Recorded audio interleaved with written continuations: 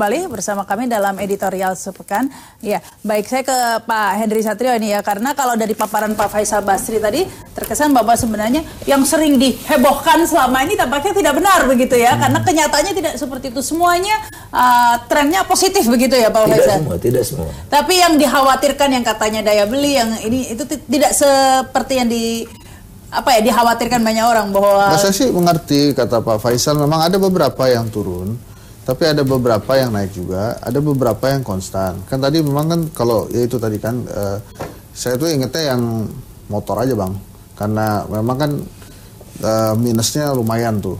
Nah terus kemudian petani pekerja kasar ya bang kalau nggak salah ya juga turun kan. Buruh bangunan itu upahnya turun paling tajam. Turun paling tajam. Buruh bangunan. Nah, itu karena terkait dengan properti juga mungkin ya bang, harga bahan bangunan yang juga naik, jadi akhirnya sedikit juga. Jadi memang ada beberapa yang turun. Jadi maksud saya begini, kan rata-rata lembaga survei itu saya 55, kemudian SMRC 68, kemarin Kompas 70. Jadi maksudnya memang ada variasi di sana.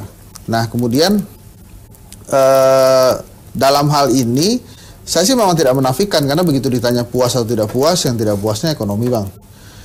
Kekurangan pemerintah Jokowi apa ya, mereka ngomongnya ekonomi juga. Ekonomi yang tadi saya sebutin tuh, harga pangan, kemudian tarif listrik gitu.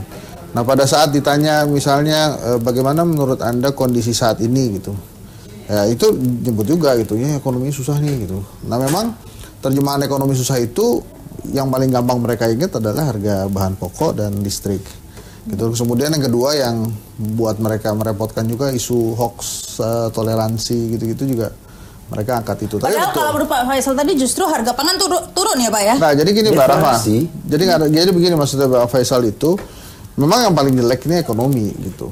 Memang banyak ekonomi. Cuma kan kadang-kadang saya juga kadang-kadang suka terprovokasi dengan pernyataan-pernyataan yang 1% pindah ke online, atau ada itu mereka beli di Singapura gitu. Nah itu kan akhirnya membuat kita memiliki defense sendiri bahwa ya yang kebelanja di Singapura berapa banyak sih, maksudnya jangan jawabannya yang begitu-begitu gitu, yang membuat kita juga jadi ketawa-ketawa. Tapi menurut saya kalau dari hasil survei kemarin kan puas memang infrastruktur dan bantuan pendidikan serta kesehatan, tapi begitu ditanya nggak puas dengan ekonomi, menurut saya sih seharusnya Pak Jokowi 2 tahun belakangan ini genjot ekonomi aja gitu. Jadi kalau menurut Pak Sirajudin ini dari berdasarkan mungkin tercermin dari survei, rapot ekonomi Jokowi 3 tahun ini seperti apa begitu?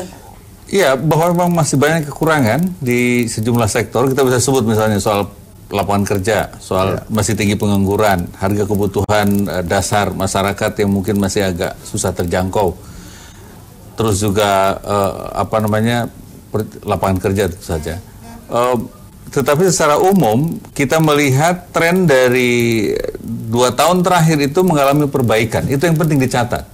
Bahwa memang orang yang merasa puas di sektor ekonomi itu belum mayoritas gitu. Tetapi yang mengatakan puas dan mengatakan ada perbaikan jauh lebih banyak ketimbang orang yang merasa tidak puas atau mengalami pemburukan gitu. Memang masih lebih banyak yang mengatakan tidak banyak perbaikannya, itu karena ekspektasi masyarakat juga sebetulnya tinggi.